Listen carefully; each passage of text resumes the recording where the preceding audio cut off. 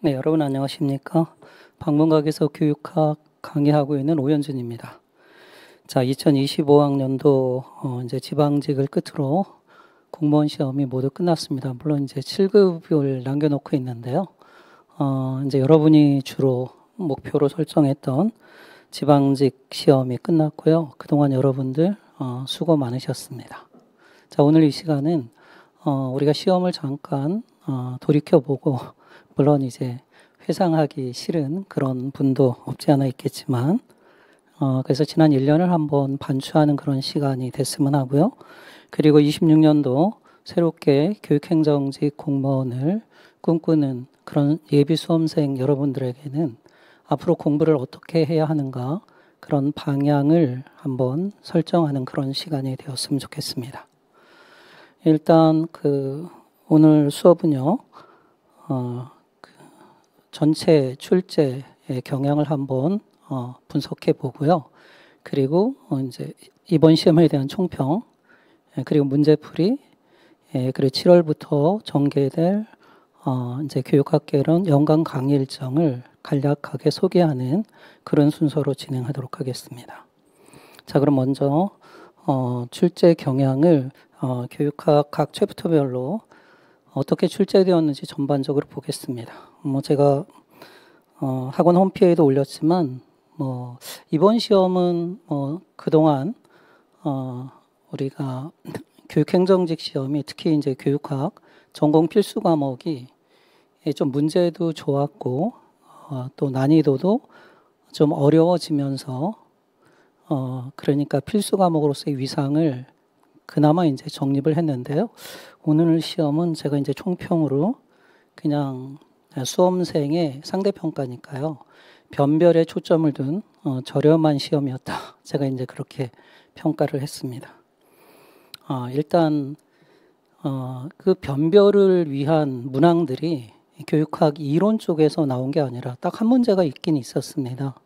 특히 이제 지능 이론이 처음 출제가 되었죠. 지금까지는 교육심리학에서 지능 검사가 처음 출제가 됐습니다.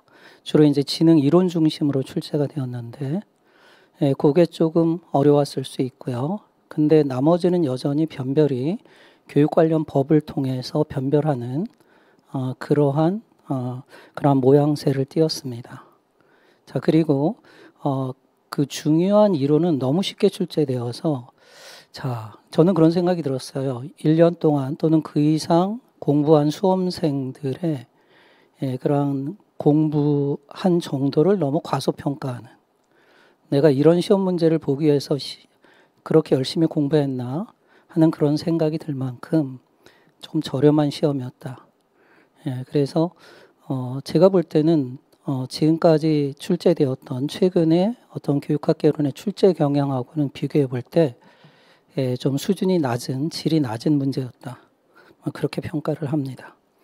자, 그래도 일단 여러분들이 이제 비책형을 가지고 분석을 하겠는데 한 11번까지 앞장은 되게 쉬웠어요. 거의 틀린 문제가 없을 정도로. 근데 뒷장으로 가면서 이제 조금 어려운 문제, 중난도, 고난도 문제가 출제되었는데 그것이 이제 교육학 순수한 이론 쪽에서 보면은 좋은 문제는 아니었다. 이런 생각이 듭니다. 일단 여전히 출제 경향은 교육행정에서 4문제가 나왔죠. 그리고 이제 교육심리학에서 2문제, 교육사학에서 2문제, 그리고 교육의 이해 2문제, 평생교육과 관련해서 2문제가 출제가 되었습니다. 이론과 법률이죠. 그 다음에 이제 한국교육사는 한 문제, 2문제라고 보았는데 제가 이제 중난도로 표시한 1995년 5.3.1 교육개혁 이후의 교육적인 사건들, 이거는 교육행정으로 볼 수도 있고 교육사회학적으로도 볼 수 있기 때문에 이거는 한국교육사라고 제가 분류를 했지만 다른 영역에 포함시킬 수도 있는 그런 문제였습니다. 나머지는 이제 하나씩 출제가 되었고요. 그리고 통계나 연구 이 부분에서는 전혀 출제되지 않았습니다.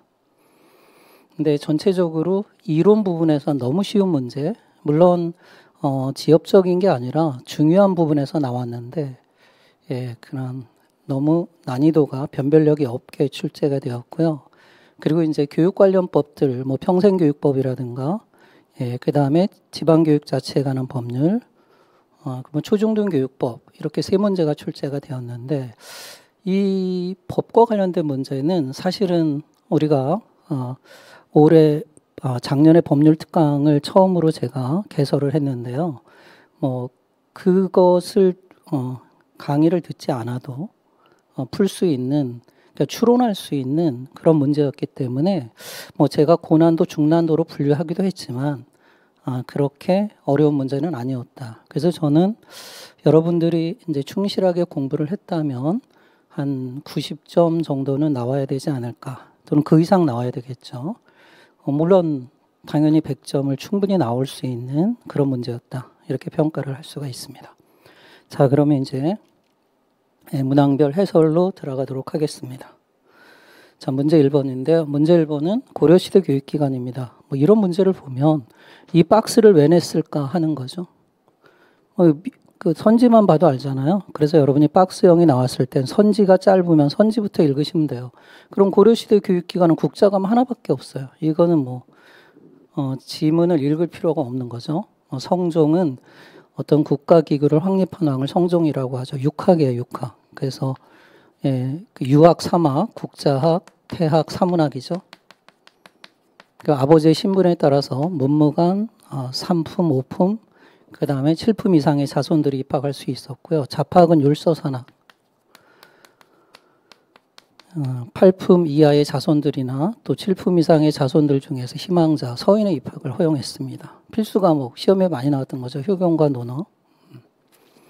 국학은 통일신라 시대 신문왕 때 설립된 그러한 유교 교육기관이었고요. 경당은 고구려 5세기 장수왕 무렵 때 설립된 그러한 범계급적 초등 사설교육기관입니다. 유경공원은 1886년 귀족자들에게 외교 교섭에 필요한 영어 교육을 목표로 설립됐습니다. 자, 그 다음에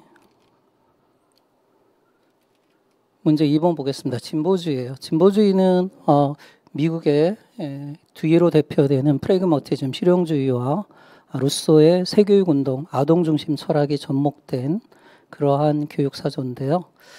자, 자연주의와 실용주의의 결합입니다. 아동의 성장과 그리고 학교의 민주화를 희망했던 그런 교육 철학입니다. 그러니까 진보주의 교육 철학의 원리를 묻고 있는데요.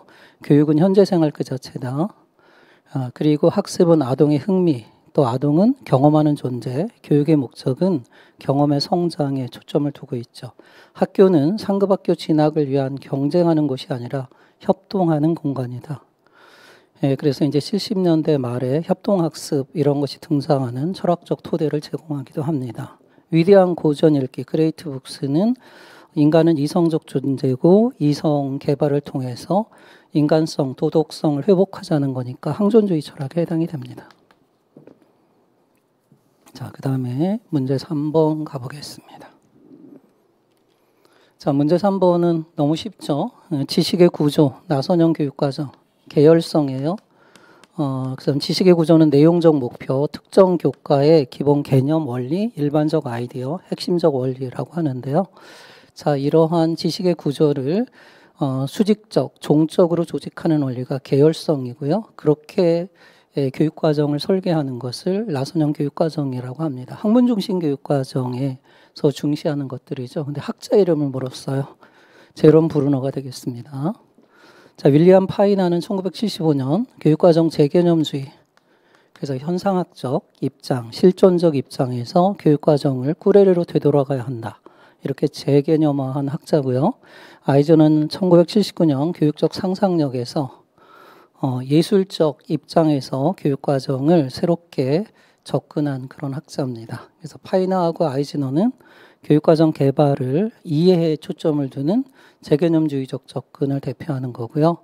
자, 보비트는 1918년 커리큘럼, 교육과정이라는 말을 처음 사용을 했습니다. 그래서 그 공장과 학교를 비유하면서 아동을 이제 이상적 어른을 준비하는 그러한 곳이 바로 학교라고 보고 있고요. 활동 중심 교육과정. 그래서 교육과정 이론화의 단초를 제공했습니다. 자, 그 다음에 4번. 네, 생활지도의 프로세스 너무 많이 출제되고 있는데요. 그렇게 낼 게 없나 그런 생각이 듭니다.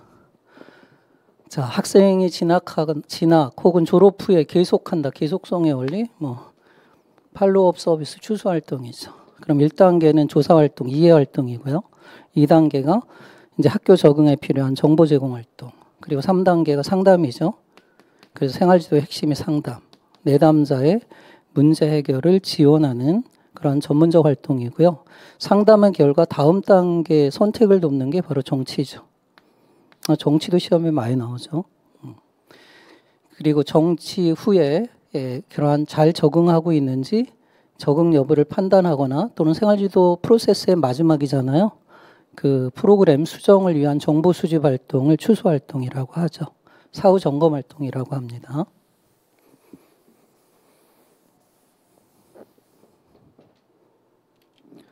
자, 5번. 네, 조금 어려운 문제가 나왔어요. 간해입니다. 지금은 간해의 시대라고 제가 작년 7급부터 9급 국가직 그리고 지방직 연속해서 간해가 등장을 하고 있습니다. 그럼 이제 2026년도는 아마 이제 구성주의 학습 방법이 나올 가능성이 높다라고 생각이 드는데 이런 그런 트렌드라면 자, 간해는 목표별 수업 이론 그리고 학습 조건에 따른 수업 이론이라고 불러요. 학습자의 내적 조건, 그럼 머릿속에서 정보가 처리되는 정보 처리 과정이고요. 그리고 학습자의 외적 조건이 바로 교사의 수업 활동이에요. 이러한 간해의 9단계 수업 사태는 교사들이 이제 수업 지도안을 짜는데 이론적 토대를 제공하는 이론이 되겠습니다. 그게 수업을 도입하는 단계가 이제 3단계죠. 그리고 4단계가 이제 수업을 전개하는 과정이고요. 나머지 2단계가 이제 정리하는 과정이 되겠습니다. 자, 이거는 교사의 수업 활동이라는 측면에서 보면 제일 첫 번째가 뭐겠습니까? 주의 집중이죠. attention. C가 되겠고요. 그 다음에 이제 오늘 배울 학습 목표를 제시하고요. 그럼 학생들에게 기대감을 형성하죠. 그 다음에 수학이나 과학 교과의 간해의 수업 사태는 많이 활용되는데요. 선행학습. 이러한 계열성입니다. 지난 시간과 이번 시간은 연계가 되기 때문에 자, 이렇게 선수학습 재생을 자극합니다. 자, 그리고 나서 이제 이번 시간에 배울 본시 학습이죠. 그 내용을 이제 자극자료, 예를 들어서 오스웰의 선행조직자나 이런 걸 통해서 설명을 하는 것입니다. 자, 그러면 이거 학생들은 이제 선택적 주의 집중과 지각이 일어나는 거고요. 그 다음 단계가 뭐겠어요? 가장 시간이 많이 할애되는 학습 안내죠. 5단계 활동이 학습 안내가 되겠습니다. 그러니까 상세한 설명이죠. 그럼 이 학습 안내를 통해서 여러분들은 이제 작업 기억을 통해서 장기 기억으로 유의미한 부화가 이루어지는 거죠. 그리고 2단계를 통해서 3단계에서 확인했던 선수 학습 내용과 새로운 학습 내용이 통합되는 통합 교수가 이루어지는 거예요. 자, 그 다음에 6단계에서는 연습 문제 풀기, 이렇게 수행을 유도하는 거고, 그 다음에 이제 7단계에서는 그 연습 문제 푼 것에 대해서 교사가 이제 그 피드백, 오류나 이런 것들을 수정해주는 단계가 되겠고요. 그럼 이제 학생들은 강화를 받는 것이 되겠습니다. 그 다음에 이제 마지막 정리가 이제 수행평가인데 이게 형성평가죠. 오늘 이 시간에 목표 달성 여부를 쪽시 시험이나 구두문답 이런 걸 통해서 확인하는 과정이고요. 그럼 학생들은 그런 문제를 단서로 해서 장기 기억으로부터 인출해서 재생하고 반응하는 것입니다. 그 다음에 이 마지막 단계, 요거만 잘 아셔도 돼요. 이 마지막 단계가 뭐겠어요? 다음 시간까지 오늘 배울 내용을 기억해야죠. 파지. 장기 기억 속에 저장하고요. 그 다음에 뭐가 되겠어요? 써먹어야죠. 숙제 같은 거. 그게 트랜스퍼 전이잖아요. 이거만 알아도 추론이 가능하죠. 파지하고 전이니까 이제 B가 되겠습니다. 예. 자, 그럼 주의 집중, 학습 안내, 그 다음에 파제 및 전이. 그래서 정답은 3번이 되겠습니다. 네. 그래도 답을 추론하는 데는 어렵지 않았습니다. 자, 문제 6번 볼게요. 평가 유형. 이 평가 유형도 너무 쉽게 나왔죠. 자, 옳지 않은 것 그랬습니다. 자, 일단 평가를 이 그룹핑 또는 카테고라이제이션, 유형화한다는 건 어떤 기준이 있겠죠. 일단 규준지향, 중거지향 또는 자기 참조평가는 평가 기준에 따른 구분이죠. 규준은 상대적 기준이에요. 상대적 기준이 그 치른 집단의 평균이죠. 평균과 개인이 얻은 점수, 원점수 마이너스 평균, x 마이너스 m, 편차점수의 크기를 가지고 상대적인 서열, 개인차를 변별하는 거죠. 뭐 이거 틀렸네요. 1번이 답이네요. 그 다음에 중거지향 평가는 뭐겠어요? 그 중거가 교육과정을 통해서 달성하는 목표잖아요. 목표는 최저 수준에서 설정하는 겁니다. 통상적으로 목표를 최근의 교육과정에서는 스탠다드, 성취 기준이라고 하죠.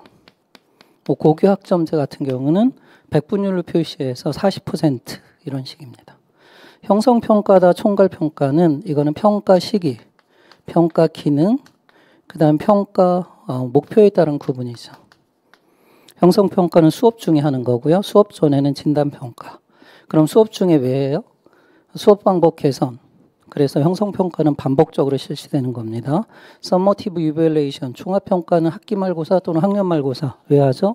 성적을 판정하기 위해서. 그래서 평가가 미치는 영향이 큽니다. 그래서 고부담 평가로 인식되기도 하죠. 그래서 정답은 1번이 되겠습니다. 자, 그 다음에 문제 2번. 자, 이런 문제도 나옵니다. 그러니까 교육사약을 그렇게 재미있고 열심히 배웠는데 이렇게 나오면 되게 허탈하죠. 갈등이론. 갈등이론은 기능론과 함께 규범적 접근이에요. 규범적 접근. 규범적 접근은 그런 자연과학적 양적 연구를 통해서 교육과 사회의 보편적인 법칙을 찾고자 하는 그런 접근입니다. 가치 중립적으로 접근하는 거죠. 근데 기능론은 교육과 사회를 긍정적, 순기능으로 보는 거고요. 예를 들어서 듀르갱은 대표적인 기능론자죠. 교육사역의 출발자, 사회화. 교육은 사회화다. 미성숙한 사회 구성원을 성숙한 사회 구성원으로 만드는 것이고요. 그 중에 이제 집합의식을 내면화시키는 보편적 사회화, 도덕적 사회화. 예, 그리고 특정한 집단의 집합의식을 내면화시키는 특수적 사회가 있는데, 예, 듀르갱은 보편적 사회에 더 초점을 두었습니다. 그러니까 학교 교육의 순기능이죠. 네, 보일스와 진티스는 경제 재생산 이론, 마르크스 철학의 관점에서 상응 이론이라고도 하죠. 그러한 산업체에서의 자본가와 노동자의 인간관계가 학교에서 교사와 학생의 인간관계에 대응하고 있다. 이러한 상응, 대응 원리를 통해서 불평등의 재생산을 이야기하고 있는 거고요. 브루디에는 학교가 아비투스, 중상류계층의 그러한 문화를 교육과정에 선택적으로 담아서 이걸 상징적 폭력이라고 합니다. 그래서 불평등을 재생산하고 있다는 문화 재생산, 문화 자본론 이론입니다.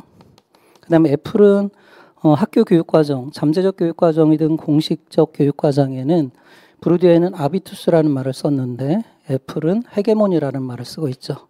지배급의 이데올로기가 교육과정 속에 담겨 있다. 이런 걸 통해서 불평등을 재생산하고 있다.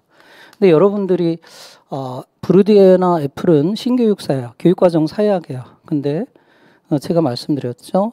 볼스와 진티스의 이 갈등론적 시각, 이 마르크스의 시각을 교육에 접목시키고 있고 그것을 학교 내부의 관점으로 확대하고 있는 것이 소위 재생산 이론들입니다.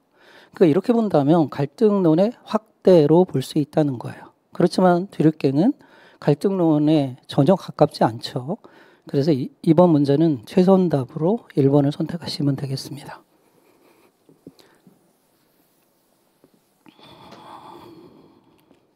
자, 문제 8번 볼게요. 어시오 모형 또 나왔어요.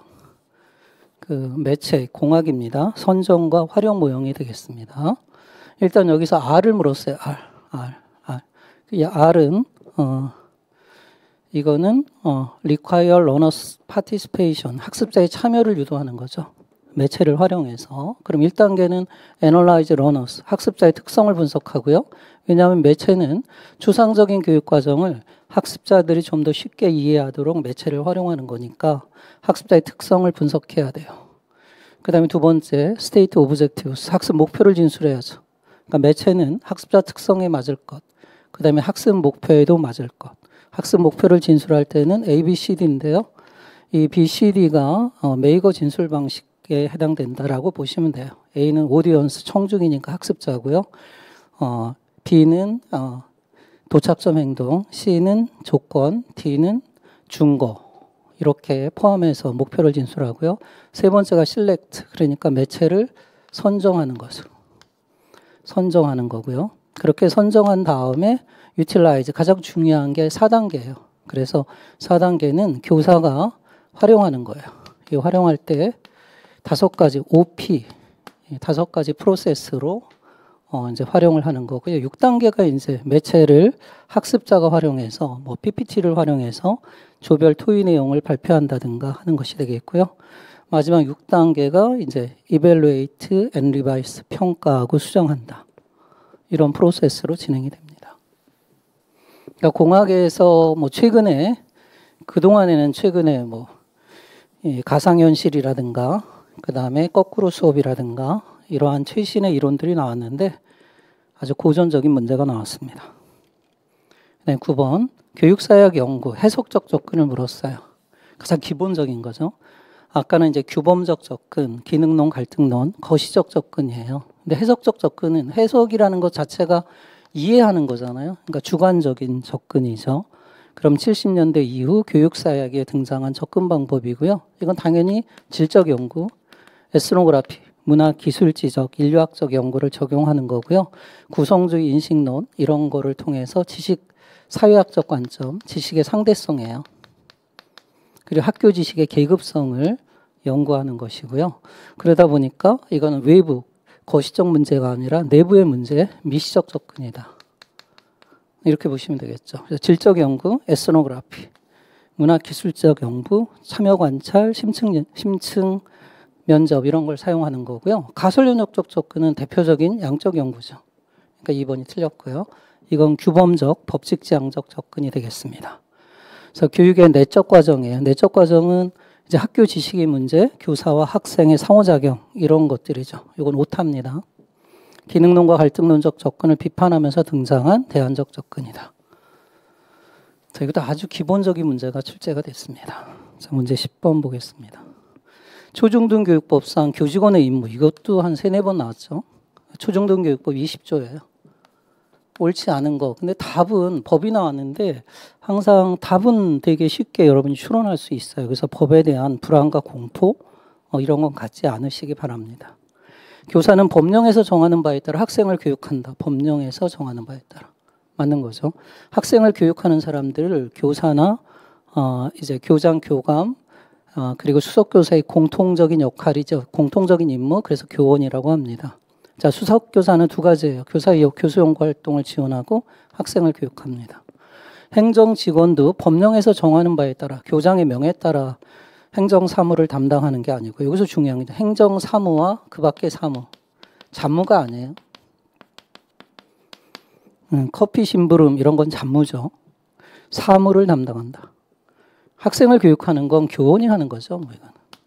행정직원은 교원이 아니니까요. 그래서 3번이 틀렸습니다.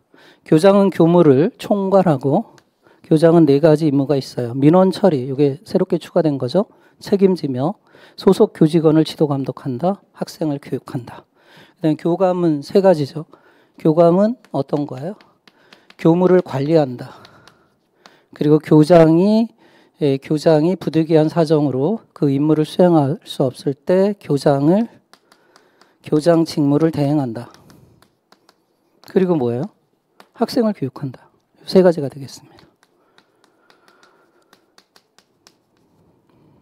네, 그 다음에 11번 문제. 자, 비책형 1페이지 마지막 문제가 되겠습니다. 뭐 수행평가도 오랜만에 나오긴 했어요. 오랜만에 나오긴 했는데 뭐 쉬운 문제가 나왔습니다. 일단 실험 실습, 수행평가는 수행이라는 것 자체가 암과 행암의 일치를 도모하는 그러한 평가의 취지가 있습니다. 그래서 수행평가는 원래 실기평가에서 비롯됐는데요. 실기평가가 음악, 미술, 체육과 같은 예체능이 한정된 시험이었다면 전과목으로 확산된 게 수행평가입니다. 구성주의 인식론에 토대를 둔 평가가 되겠는데요. 자, 그 수행평가에서 이 평가라는 말이 어세스먼트라는 말을 써요. 총평이죠.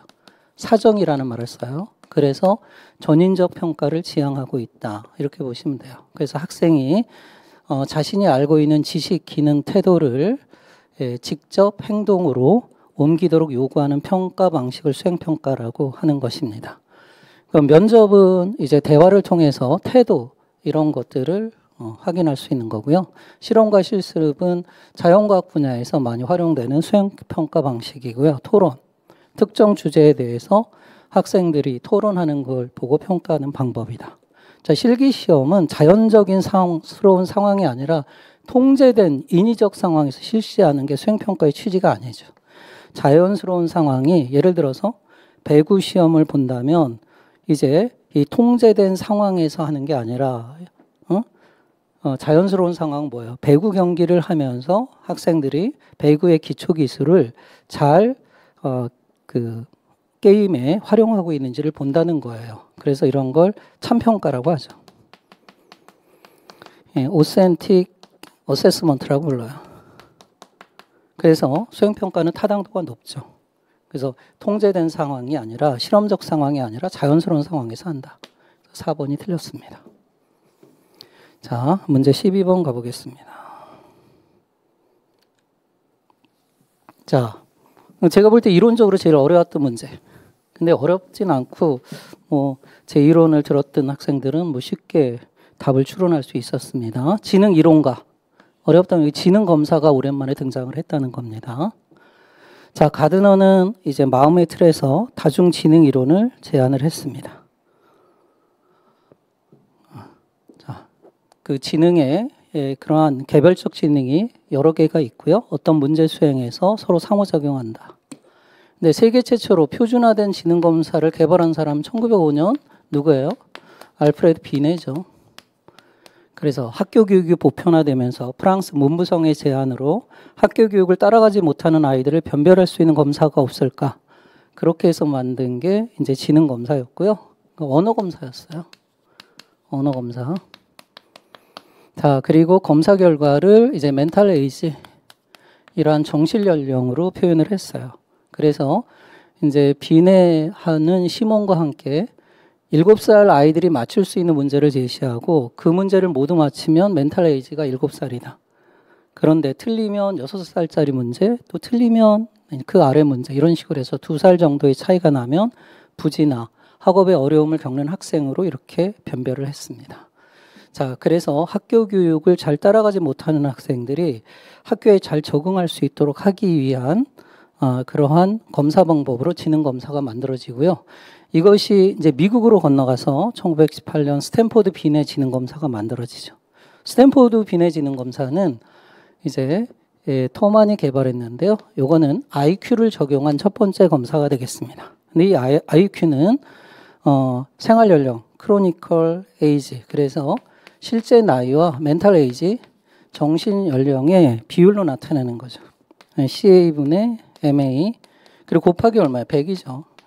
이렇게 표현하는 거예요. 그래서 이게 비네의 아이디어에 토대를 두고 있는 거예요. 그래서 실제 나이가 10살이고 정신 연령도 10살이면 IQ가 100인 겁니다. 근데 이러한 검사 방법이 문제가 발생하죠. 이것도 역시 언어 검사인데 제가 틀렸습니다. 100입니다. 100. 자, 그러면 이제 나이가 상승할수록 연령이 올라갈수록 이거는 정확도가 낮아진다는 겁니다. 예를 들어서 나이가 90인데 멘탈 에이지가 이제 90까지 올라가야 되잖아요. 근데 그렇지 않은 분들이 많으니까. 예. 그래서 이제 언어 검사의 문제가 제기가 됩니다. 일단 언어 검사는 우리가 교육 사회학적으로 볼 때 번스타인이죠. 번스타인이 언어는 계급성이 있다 이렇게 봅니다. 그러니까 계급적으로 유용한 언어를 검사에 활용하면 이것이 그러한 인종 차별로도 나타날 수 있다 하는 겁니다. 실제로 교육사학에서 그러한 지능 결핍론 이러한 주장도 나오죠. 결국은 학교 교육의 학업 성취도의 차이는 지능 결핍인데요. 근데 그런 학자들의 주장이 간과하고 있는 게 학교에서 쓰는 언어가 중상류층이 유리한 세련된 어법이라는 거죠. 표준어예요. 그럼 당연히 사회경제적 배경이 그 어려운 아이들, 뭐 미국 같은 경우는 유색인종이나 흑인 이런 아이들이 이 언어 지능 검사를 하게 되면 지능이 낮게 나오는 겁니다.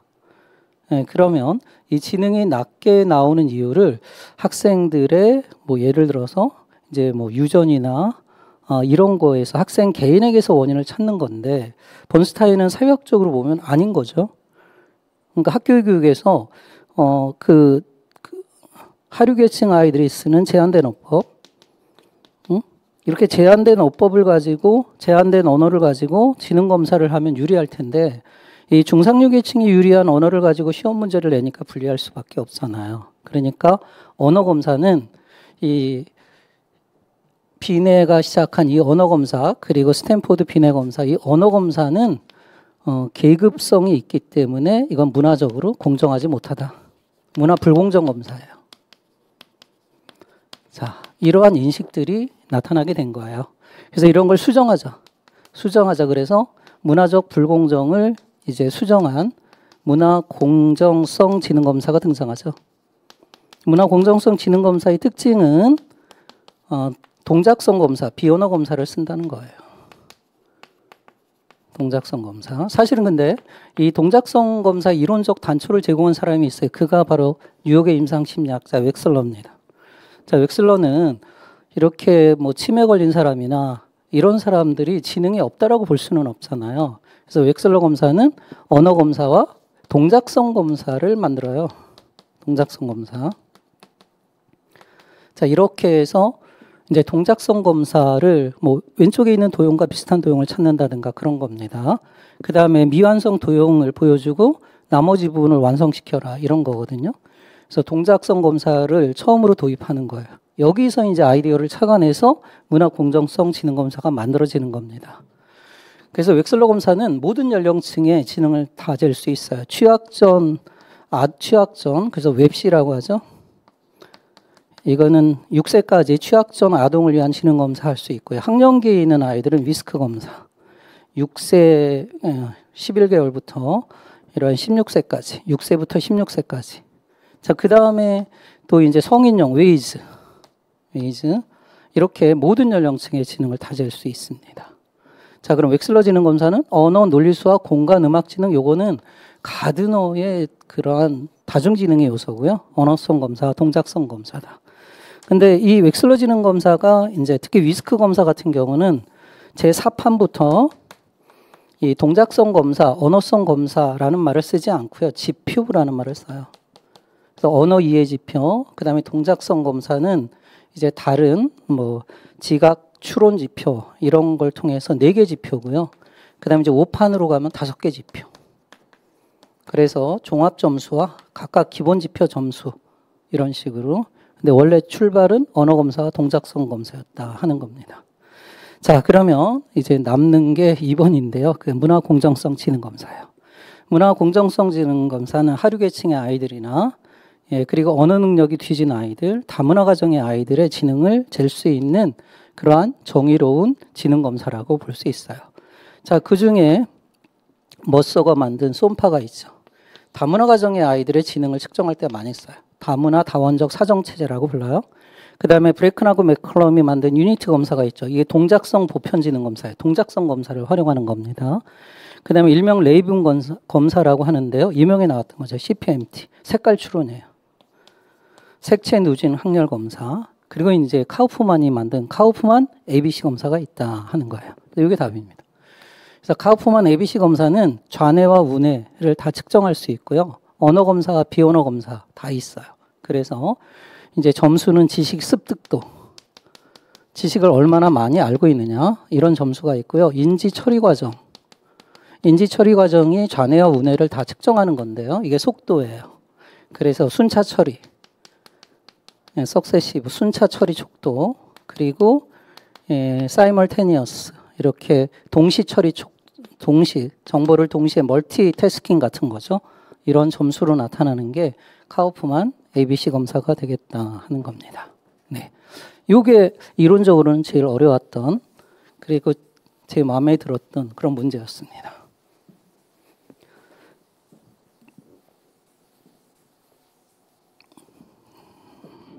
네, 문제 13번 가보겠습니다. 다음 설명해야 되는 데는 강화계획이죠. 예, 스키너의 조작적 조건화. 강화계획은 학습의 초기 단계에서는 매 행동마다 강화를 주는 거예요. 습득이죠. 행동의 습득. 그러니까 계속적 강화. 그 다음에 학습의 후기 단계에서는 습득된 행동을 유지시켜야죠. 그러니까 이따금씩 강화를 줘야 돼요. 간헐적 강화라고 하죠. 간헐적 강화의 기준이 두 가지가 있잖아요. 하나는 시간, 인터벌, 그럼 간격 강화. 그 다음에 횟수, 빈도, 그래서 비율 강화라고 하죠. 그럼 여기 보세요. 시간이네요. 그럼 간격 강화네요. 간격이 딱 정해져 있다. 그럼 고정 간격이죠. 일정한 시간 간격. 자, 그래서 다음 시간을 예측할 수 있죠. 그래서 어떤 현상이 벌어지냐면 예컨대 중간고사, 기말고사는 비교적 그 정해진 시점이 있잖아요. 그래서 그 시점에 도달할 때 공부를 많이 해요. 예컨대 당일치기 같은 거죠. 그리고 시험이 끝나면 공부 안 합니다. 왜냐하면 시험이 당분간 없을 테니까. 이래서 강화받은 후에 휴지가 또 일어나기도 하죠. 적용 사례로 기말고사, 이러한 정기고사 또는 월급 이런 걸 줄 수 있죠. 변동 간격, 그래서 학생들에게 긴장을 유지하기 위해서 수시로 시험 보는 거예요.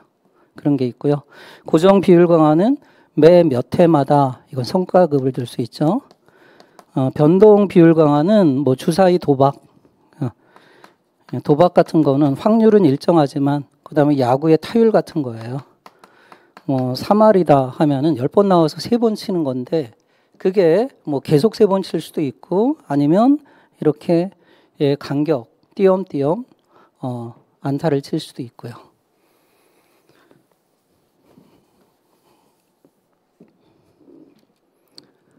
자, 그 다음에 이것도 너무 많이 나왔죠.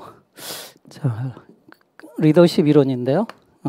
변혁적 지도성이에요. 번즈하고 베스. 볼 필요도 없죠. 뭐.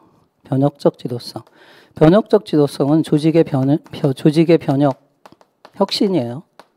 근데 거래적 지도성 또는 교환적 지도성을 그러한 상대적 리더십으로 등장했죠. 거래적 지도성은 조직의 안정과 유지. 자, 그리고 리더의 카리스마와 같은 초합리성. 그렇지만 거래적 지도성은 합리성에 초점을 두고 있어요. 거래적 지도성의 특징은 3가지죠. 하나는 이제 보상을 약속합니다. 내 말 잘 들으면 한 자리 줄게. 그리고 자유방임이에요. 네가 알아서 하렴. 그리고 예외적으로 관여하고 간섭합니다. 예외적 관리예요. 그렇지만 조직을 변화시키고 혁신하기 위해서는 리더와 팔로워의 공동의 노력이 필요합니다. 리더에게는 2가지 요소가 있어요. 하나는 이상적 영향력, 영감적 동기야. 지도자에게 요구되는 거예요. 그 다음에 이제 구성원들에게는 업무를 새롭게 보도록 지적으로 자극하고 그 다음에 동기부여, 개별화된 배려를 통해서 지도자와 구성원들이 조직의 변화를 위해서 잠재성을 극대화하는 리더십이라고 볼 수 있습니다. 영어로 표현하면 이걸 4I라고 하죠. 4I. 자, 베스는 이상적 영향력, idealized influence, 카리스마 같은 거고요. 그래서 비전 이런 걸 제시하고요. 영감적 동기화는 inspirational motivation. 그래서 이거는 감화적 행위, 솔선수범, 리더가. 그 다음에 이제 구성원들로 하여금 intellectual stimulus, 지적인 자극, 학습 욕구죠. 업무를 새롭게 보도록 하는 겁니다. 그 다음에 individualized consideration, 그런 개별적인 동기부여, 이런 것들을 통해서 이제 조직의 변화를 도모하는 것입니다. 그래서 인센티브를 제공하는 이게 보상이잖아요. 단순한 상호 교환적 차원, 이게 거래적 지도성이죠. 이걸 넘어서 조직에 헌신하도록 하고 기대 이상의 성과를 달성하게 하는 걸 변혁적 지도성이라고 합니다. 변혁적 지도성 이후에 이제 등장한 것들이 문화적 지도성. 최근엔 이게 많이 나오죠. 학교 문화를 바꿔야 한다. 서지오반이. 자, 그리고 문화적 리더십의 연장선에서 초우량 지도성. 이런 것들이 등장하는 거고요. 분산적 지도성도 예전에 나왔었습니다. 스필레인 등이 대표적인데요. 영웅적, 집중적 지도성의 그러한 비판과 성찰 속에서 등장하는 거예요. 그러니까 리더십을 공유하는 데 초점을 두고 있고요. 그리고 이론보다는 실행. 그래서 학교에 어떤 행사가 있을 때 모든 조직 구성원들이 함께 이렇게 힘을 합쳐서 모두가 리더가 돼서 실행해서 공동의 목표 달성을 위해서 노력하는 과정이라고 볼 수 있습니다. 자, 문제 15번 보겠습니다. 장학인데요. 이것도 뭐 예상을 빗나가지 않은 그런 문제가 되겠습니다. 장학은 교사의 전문성 신장을 지원하는 장학인데요. 여기서는 교내 장학 어떻게 하는가, 장학 방법에 따른 장학입니다. 단위 학교에서 일상적으로 빈번하게 수행된다. 그래서 일상 장학이죠. 그럼 장학 담당자는 교장과 교감인데요. 수업 전문가가 아니라 여기서는 행정가예요. 관리자입니다. 간헐적으로 짧은 시간 동안 학급 순시. 그래서 교장 선생님 별명이 뭐예요? 이 복도로 난 투명한 유리창으로 그는 뭐 홀수 수업 시간에는 교장 선생님이, 그리고 짝수 시간에는 교감 선생님 얼굴이 간간히 비치죠. 그래서 교장 선생님이나 교감 선생님 별명을 그때 이사도라라고 24시간 돌아다닌다. 뭐 이렇게 이런 별명을 우리는 붙여드리기도 했는데 학급 순시. 또 가끔가다 문을 쓱 열고 들어와서 수업을 참관하십니다. 그리고 이제 교사에게 지도 조언을 하는 거죠. 이게 뭐겠어요? 약식 장학 또는 전통 장학, 일상 장학이라고 하는 겁니다. 이건 수업의 어떤 장학에 주된 장학이라기보다는요. 이거는 보완적인 성격을 갖고 있고요. 뭐 에치슨 등이 이야기한 임상장학은 수업의 전문성 신장, 연구 수업 형태고요. 자율성과 협동성을 바탕으로 동료 교사들이 뭐 수업 공개라든가 그다음에 협의회 이런 걸 또는 이제 뭐 커플 장학 이런 걸 통해서 전문성 신장을 위해서 상호작용하는 과정이 되겠고요. 메타인지를 활용해서 성숙해 있는 교사가 자기의 전문성을 신장하는 것을 자기장학이라고 합니다. 문제 16번 평생교육 등장합니다. 근데 평생교육인데요. 이거는 아주 오래된 문제예요. 그러니까 문제은행 중에서 옛날 문제 중에서 추출해서 문제를 낸 것 같아요. 평생교육의 특징을 묻고 있습니다. 틀린 것. 학교가 교육을 독점하는 것을 인정하지 않죠. 그러니까 이제 학교가 그동안 교육을 독점했어요. 예, 그래서 이제 그 강조점을 두기 위해서 평생이라는 말을 쓰고 있는 거죠. 그래서 교육의 장을 확대하는 거고요. 그게 수평적으로 확대한다. 그래서 학교 외 교육을 통합한다. 수평적인 통합. 이거는 전 사회적 통합이고요. 그 다음에 학교를 다니는 기간은 딱 정해져 있잖아요. 학령기가. 그럼 학교 다니기 이전과 학교를 끝난 이후에 요람에서 무덤까지 이걸 수직적으로 전생애로 통합한다. 이게 이제 통합성의 이념이죠. 그리고 계획적인 학습과 우발적인 학습을 모두 포함시킨다. 이거 대표적으로 이제 스폴딩의 이론이에요. 형식 교육, 비형식 교육, 무형식 교육을 통합한다 하는 것이 되겠습니다. 그래서 학교가 평생 교육의 관점에서 그 역할을 이제 새롭게 규정받는 것이 평생 교육이 되겠습니다. 자, 17번. 자, 평생교육법이 나왔어요. 여러분 어렵게 생각할 수 있어요. 평생교육사니까. 평생교육사 예전에 나왔죠. 24조. 그리고 24조 2. 24조 2가 뭐냐면은, 이제 자격 취소. 평생교육사 자격 취소와 관련된 겁니다. 근데 그 학교 교육과 관련된 전문직을 교사라고 하고요. 그럼 평생교육의 전문직이 평생교육사입니다. 교육부 장관이 이제 그 자격을 부여하는 거고요. 그리고 학교는 1급, 2급, 평생교육사는 1, 2, 3급이 있죠. 그럼 학교 교사를 연상시켜도 돼요. 평생교육의 기획, 진행, 분석, 평가, 교수도 한다. 평생교육사의 임무입니다. 평생교육사 자격증은 다른 사람에게 빌려주거나 빌려서는 아니 되죠, 당연히. 이를 알선해서도 아니 된다. 누구한테 빌려주라고 이렇게 알선하거나 중재하면 안 되는 거죠. 자격증을. 학교 선생님의 자격증을 다른 사람에게 빌려준다. 이건 말도 안 되잖아요. 이건 상식이죠. 평생교육사의 등급, 1, 2, 3급, 직무범위, 이수과정, 연수 및 자격증의 교부 절차는 이걸 여러분이 헷갈릴 수 있어요. 대통령령으로 정한다. 근데 제가 뭐라고 그랬어요? 법은 이제 이것을 구체적으로 하위법에 위임할 때 그럼 법령이잖아요. 대통령령, 다른 말로 하면 시행령으로 정한다. 시행령으로 정한다. 이게 법에 이러한 위계가 있으니까 이걸 교육부령으로 정한다 그러면 안 되죠. 이게 그러한 그 단계를 넘어서는 거잖아요. 대통령령, 그 다음에 총리령, 부령 이렇게 가야 되죠. 그러니까 이거 맞는 거예요. 근데 만약에 이게 시행령이었다 그러면 이건 틀린 거죠. 시행령하고 대통령령은 위격이 같잖아요. 자, 그럼 당연히 4번이죠. 뭐 1, 2, 3번이 아니니까 이렇게 추론하시면 돼요. 꼭 법을 여러분이 외울 것도 많은데 법까지 다 외울 필요는 없잖아요. 그래도 심리적 안정을 위해서 제가 작년부터 이제 법률 특강도 했습니다. 예상 문제도 많이 다뤄봤고요. 그래서 불안한 분들은 그 강의를 꼭 들어보시기 바랍니다. 자, 거짓이나 그 밖의 부정한 방법으로 평생교육사 자격을 취득하여 자격이 취소된 경우 이게 24조 2에 해당되는 건데요. 그 자격이 취소된 날부터 1년이 경과하면 너무 짧잖아요. 3년입니다. 네, 그래서 4번이 답이 되겠습니다. 이게 제가 뭐 여러분이 처음 요 부분은 어렵게 볼 수도 있는데 물론 교재에 다 나오지만 그래도 어렵게 볼 수 있었겠다 하고 생각한 문제가 되겠습니다. 하지만 추론해서 맞출 수 있어요. 그 다음에 18번 531 교육개혁. 이것도 어렵게 볼 수 있는데 어렵지 않아요. 답은 쉬워요. 볼게요. 예컨대 지금 오타가 나왔나요? 오타입니다. 자, 531 교육개혁 그 김영삼 정부 때 나온 정책입니다. 신자유주의 교육 정책의 출발이에요. 1995년입니다. 예.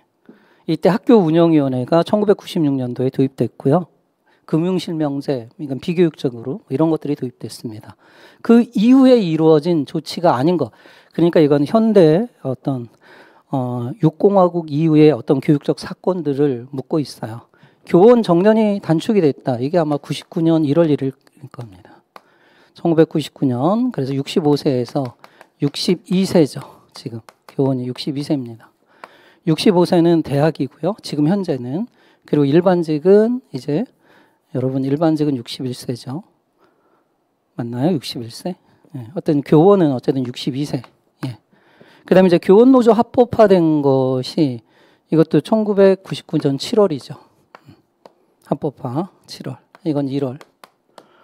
고교 평준화제도 근데 답은 분명하잖아요. 이게 1974년이잖아요. 교육사회학에서 뭐와 관련이 있죠? 교육 조건의 평등이잖아요. 고교 평준화 우리 너무 많이 다뤄봤죠. 그러면 학교 간 차이를 없앤다. 이게 조건의 평등이잖아요. 학교 간 차이가 뭐예요? 학교 환경, 그 다음에 학교 시설입니다.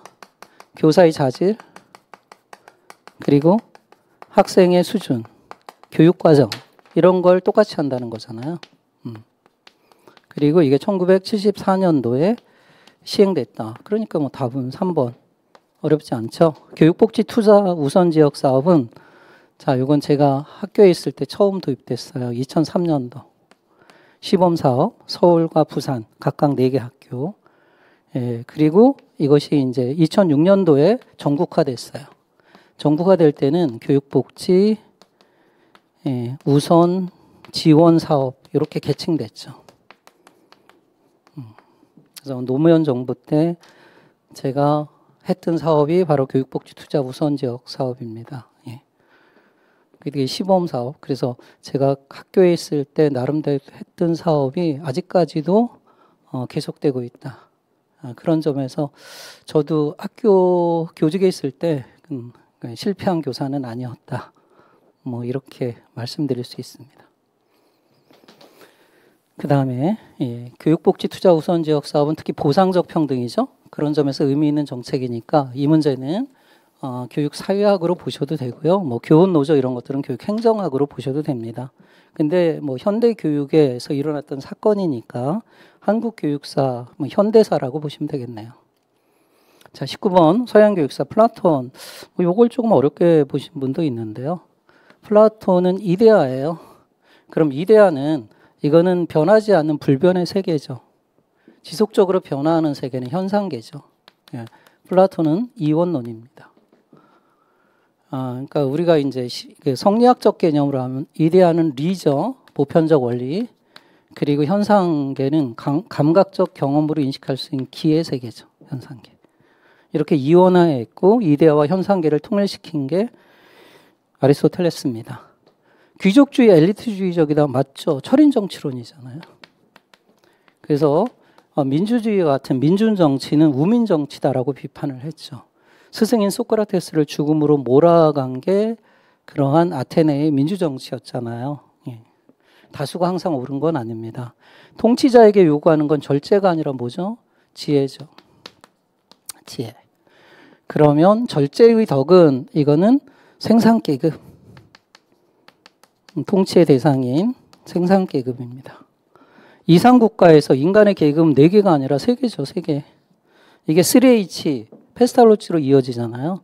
그래서 국가론에서 플라톤은 개인과 사회, 국가예요. 이것을 작은 글씨, 큰 글씨로 비유를 해요. 그래서 개인은 이렇게 3개의 구성이 있잖아요. 이게 페스탈로치로 가면 3H, 헤드, 하트, 핸드 이렇게. 머리, 가슴, 그리고 허리, 이하. 그리고 계급도 그럼 3계급이 있다고 그랬잖아요. 제가 3계급. 그럼 큰 글씨를 보면 알 수 있죠. 그럼 이게 피지배 계급, 즉 생산 계급, 그 다음에 수호 계급, 지배 계급. 자, 그러면 일단 아래태, 덕이라고 하는데요. 생산 계급은 뭐냐? 절제. 욕망이 있으니까요. 수호 계급은 용기. 진리를 수호하고자 하는 사회의 공동선을 수호하고자 하는 용기. 그 다음에 지배 계급은 지혜로워야죠. 지혜로워야죠.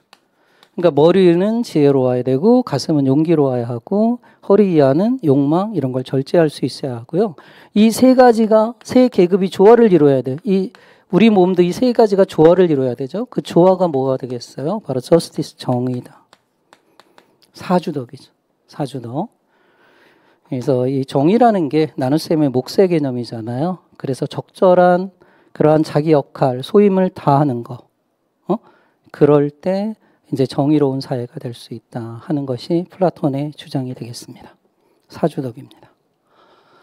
자, 문제 20번입니다. 자, 지방교육 자체인데 물론 여러분들이 이거 어렵게 생각할 수 있는데 답은 쉽습니다. 법을 몰라도 맞출 수 있다 이겁니다. 봅시다. 지방교육 자체에 관한 법률상 뭘 물어봤어요? 교육지원청이잖아요. 그럼 이제 중앙정부에는 교육부가 있고요. 행정기관으로서. 그 다음 광역시도죠. 시도는 뭐가 있어요? 시도는? 이거는 시도교육청이 있죠. 교육청의 장이 교육감이고요. 선출직이죠. 특정직 공무원입니다. 그 다음에 시군구, 기초자치예요. 여기는 광역이고요. 그 다음에 여기는 기초예요. 기초에는 뭐가 있어요? 교육지원청이 있죠. 교육지원청의 장을 교육장이라고 하죠. 이런 구조잖아요.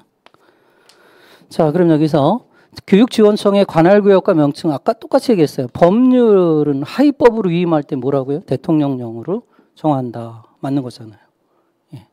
그 다음에 교육지원청에 교육장을 두되 장학관 보직이죠. 장학관. 근데 교육감을 보좌하는 부교육감 같은 경우는 이거는 장학관 또는 고위공무원단, 일반직 고위공무원단에 속하는 일반직 공무원. 이게 좀 다르고요. 자, 그러면 그 임용에 필요한 사항은 대통령령으로 정한다. 대통령령. 법률이 하위법으로 위임할 때는 시행령이란 말이에요. 교육지원청은 지방의 교육학에 관한 사무를 담당하기 위해 설치된 하급 교육행정기관으로 특별시, 광역시에는 설치할 수 없다. 있죠. 모든 시도. 그러니까 이게 교육청이 17개 시도에 다 설치하는 거죠. 17개. 자, 그러면 서울시, 그 다음에 뭐 인천광역시, 그리고 도 설치하는 거잖아요. 경기도는 25개 교육지원청이 있습니다. 시도의 교육학에 관한 사무를 분장하기에 1개 또는 2개 이상의 시군 자치구를 대상으로 뭘 설치한다? 교육지원청을 둔다. 그러니까 정답이 3번이 되겠죠. 어렵진 않았습니다. 그래서 제가 볼 때 이제 전체적인 시험평을 하면 처음에 말씀드렸지만 문제가 이론은 너무 쉬웠고 그러니까 여러분이 기본만 알면 다 풀 수 있는 문제가 나왔고 그리고 뭐 난이도가 있는 문제 이런 것들은 제가 지능검사 외에는 여러분이 1년 또는 뭐 1년 이상 한 분들은 너무너무 쉬워서 허탈할 감을 느낄 정도였을 거라고 생각이 됩니다. 근데 법률에서 또 변별을 하고자 했는데 이게 교육학 개론이고 그럼 교육관계법은 우리가 임용되고 나서 배우는 것인데 이렇게 행정을 전공하는 사람들이 교육행정을 전공하는 사람들이 이렇게 법률을 너무 많이 내고 또 근데 많이 내는 건 뭐 우리가 이론에서 다루긴 했지만 그렇다고 이걸 가지고 변별을 시도하는 것은 바람직스럽지는 않다. 뭐 그런 생각이 듭니다. 자, 이렇게 해서 1번부터 20번 B형, 색형을 중심으로 해설을 해보았고요. 자, 그럼 이제 앞으로 제 강의는 2026년도 강의는 어떻게 되는가 잠깐 안내를 하도록 하겠습니다. 자, 물론 그 전체적인 강의에 대한 그 설명 동영상도 만들었지만 일단 이론부터 다시 출발합니다. 기본 및 이론 심화 과정. 이게 기본적인 정규 교육 과정이 되겠는데요. 그리고 지금 2026년도 오연준 정통교육학이 2북과 함께 새롭게 출간이 됩니다. 그리고 강의 시점은 학원과 이야기에서 좀 한 주 정도 늦췄어요. 16일 날 출발을 합니다. 네. 그래서 오래 쉬었다고 내년에도 쉽게 나오라는 법은 없습니다. 지금까지는 어렵게 출제되는 기조를 유지했기 때문에 그래서 여러분들이 쉬었다고 이렇게 느슨하게 접근하시면 안 됩니다. 그래서 7월 16일 수요일 날 이제 개강을 하고요. 2달에 거쳐서 기본 이론, 심화 이론을 하고 그 다음에 이제 이론의 핵심을 간추리는 끝장 노트. 여러분들이 가장 좋아하는 강의이기도 합니다. 그래서 간추린 이론 특강을 한 다음에요. 그 다음에 꼭 들어야 하는 강의가 있죠. 기출문제, 단원별 그리고 법률 편으로 나누어서 법률은 이제 그러한 예상 문제까지도 같이 풉니다.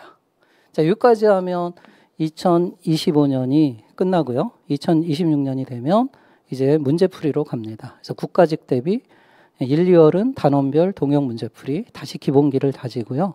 그 다음에 이제 국가직 대비 실전 감각을 익히는 실전 모의고사 그리고 지방직 대비 실전 모의고사 이런 순서로 진행을 합니다. 자, 오늘 시험을 보고 여러분들 여러 가지 그러한 감정들이 마음속에서 뭐 일어났다 사라지곤 했을 텐데요. 너무 실망하지 말고 그동안 여러분들 고생 많으셨습니다.